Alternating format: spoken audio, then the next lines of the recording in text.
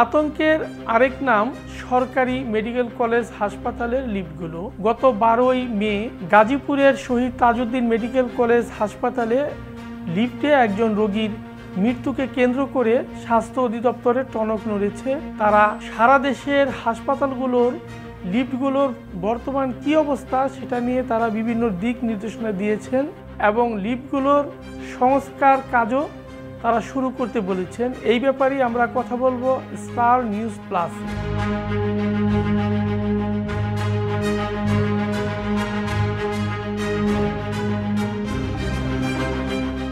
গত 5 দিন আমরা ঢাকার বড় 13টি সরকারি হাসপাতাল এবং স্বায়ত্তশাসিত হাসপাতালগুলো ভিজিট করেছি।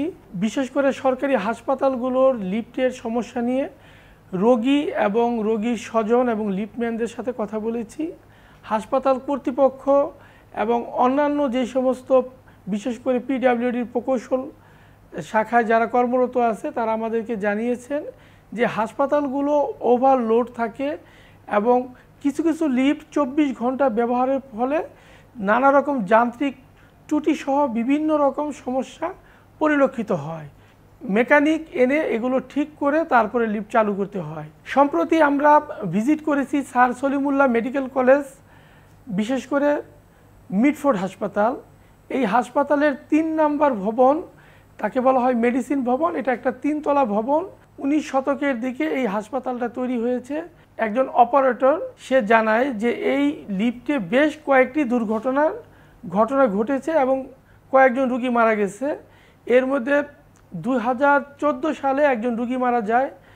তারপরে 2021 সালের 3 জুন এই হাসপাতালের রন্ধনশালার একজন কর্মী এবং তার সহকারী লিফটম্যান না থাকার ফলে তারা নিজেরাই লিফট পরিচালনা করে উপর দিকে উঠতে গিয়ে যখন সুমন নামে একজন কর্মী সে লিফটের বোতাম ধরে চাপ দেয় তখন পুরা লিফটের মধ্যে বিদ্যুতায়িত হয়ে গেলে সে ঘটনাস্থলে মারা যায় এবং তার সাথে যে সহকর্মী ছিল তার ফজলুল হক সে অসুস্থ হয়ে পড়ে এবং 7 দিন হাসপাতালে চিকিৎসাধীন থেকে সুস্থ হয়। সে সম্প্রতি ডেইলি স্টারকে জানায় যে এই লিফট আতঙ্ক এখনও আমার মধ্যে আছে, লিফটে উঠতে আমি এখনও ভয় পাই। সম্প্রতি মহাখালী ক্যান্সার হাসপাতাল ভিজিট করে দেখতে পাই একটি 10 তলা ভবনে 5টি লিফট এবং 7 তলা 2টি ভবনে 3টি লিফট আছে। তো একজন লিফটম্যান আমাদেরকে জানায় 2022 সালের সেপ্টেম্বর মাসে একজন রুগী 2 দিন নিখোঁজ থাকার পর লিফটের নিচ থেকে তার লাশ উদ্ধার করে। পরবর্তীতে তারা সিসি ক্যামেরার ফুটেজে দেখতে পায় যে 7 তলা থেকে 60 বছর বয়স্ক ওই রুগী যখন লিফটে উঠতে গিয়ে দরজা টাচ করে দরজাটা খুলে যায়। দরজা খুলে যাওয়ার পর কিন্তু লিফট ততক্ষণে উপরে উঠে গেলে সে নিচে পড়ে যায়। ঠিক ওই সমস্যাটা এখনও তারা মাঝে মাঝে উপলব্ধি করে। এখনও অনেক রুগী কোনো ফ্লোর থেকে কল করলে লিফট কাছাকাছি সময় আসলে দরজা খুলে যায়। তো দরজা খুলে যাওয়াটা একটা রিস্কের ব্যাপার। যদিও লিফটের যারা ইঞ্জিনিয়ার আছে, টেকনিশিয়ান আছে, তারা এগুলো ঠিক করে, কিন্তু ঠিক করলেও মাঝে মাঝে ওই সমস্যাটা তাদের চোখে পড়ে। তাই তার একটা আতঙ্ক থাকে যে আবার নাকি কোনো দুর্ঘটনা ঘটে। বাংলাদেশের সবচেয়ে বড় হাসপাতাল বলতে বোঝায় ঢাকা মেডিকেল কলেজ হাসপাতাল, যেখানে সারা দেশ থেকে অসংখ্য রুগী এই হাসপাতালে আসে। তো এই হাসপাতালে অনেক রুগী ঢাকার বাইরে থেকে আসে। তারা লিফট হয়তো এই প্রথমেই চড়েছে বা লিফট সম্পর্কে তত একটা জ্ঞান থাকে না। বিভিন্ন শব্দ হওয়া, লিফট উপর দিকে না উঠা, দরজা না বন্ধ হওয়া, এই ধরনের সমস্যার সম্মুখীন হতে থাকে। এই ব্যাপারে একজন লিফটম্যান আমাদেরকে জানালো যে এই হাসপাতালে ধারণ ক্ষমতার চেয়ে অনেক বেশি মানুষ লিফটে চড়ে। বিশেষ করে একজন রুগীর সাথে 6 জন 7 জন অ্যাটেন্ডেন্ট থাকে। তো তাদেরকে অনেক অনুরোধ করলো, অনেক সময় তারা লিফট থেকে নামে না, ফলে লিফট 5 মিনিটের জায়গায় 10 মিনিট 15 মিনিট পর্যন্ত লিফটের দরজা বন্ধ হয় না। অনেক সময় লিফট বন্ধ হয়ে যায়, মেকানিক ডাকতে হয়। এই ধরনের সমস্যাগুলো তারা সবসময় সম্মুখীন হচ্ছে। এই বিষয়ে হাসপাতাল কর্তৃপক্ষের সাথে যোগাযোগ করলে তারা বলে যে এই ধরনের লিফটগুলো আসলে হাসপাতাল কর্তৃপক্ষ দেখভাল করে না, এগুলো দেখভাল করে পিডব্লিউডির ইঞ্জিনিয়াররা। তো তাদের নির্ধারিত ইঞ্জিনিয়ারদের ঠিকানা দিলে আমরা যোগাযোগ করি একজন পিডব্লিউডির ইঞ্জিনিয়ার যে ঢাকা মেডিকেল কলেজ হাসপাতালের লিফটগুলো দেখে।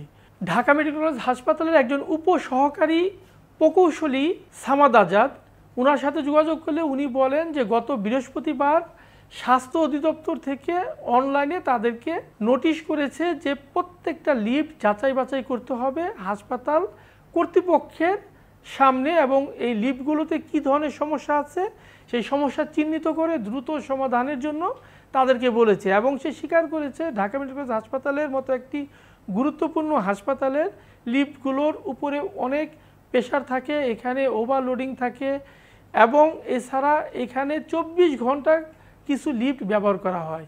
এর ফলে এই সমস্যাগুলো তারা নিয়মিত ফেস করছে এবং এই সমস্যার সমাধানে তারা বর্তমানে কাজ করছে। ঠিক একই সমস্যা আমরা বঙ্গবন্ধু শেখ মুজিব মেডিকেল বিশ্ববিদ্যালয়ে দেখেছি যে বঙ্গবন্ধু শেখ মুজিব মেডিকেল কলেজ হাসপাতালের বিভিন্ন লিফটগুলোর মেরামতের কাজ চলছিল। তারা বলতেছিল যে আমরা প্রতি মাসে একবার সার্ভিসিংয়ের কাজ করাই, তবে স্বাস্থ্য অধিদপ্তরের যে বিশেষ নির্দেশনা আছে সেই নির্দেশনার আলোকে আমরা এখন নতুন করে লিফটগুলোর সার্ভিসিং করাচ্ছি। প্রয়োজনে লিফটগুলো যদি পরিবর্তন করতে চায় তাহলে সে পরিবর্তনের জন্য আমরা সুপারিশ করব।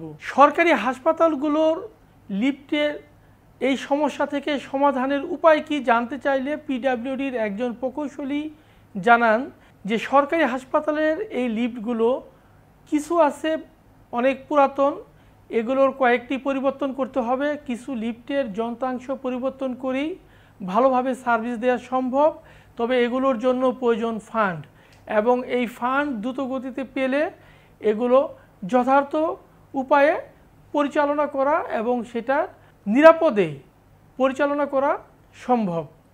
এই সরকারি হাসপাতালের লিফটগুলোর সমস্যা কিভাবে সমাধান করা যায় এই ব্যাপারে জানতে পিডব্লিউডির একজন প্রকৌশলীর সঙ্গে যোগাযোগ করা হলে উনি জানান যে এই লিফটগুলোর অনেকগুলোই অনেক পুরাতন, এগুলোর কয়েকটি পরিবর্তন করতে হবে।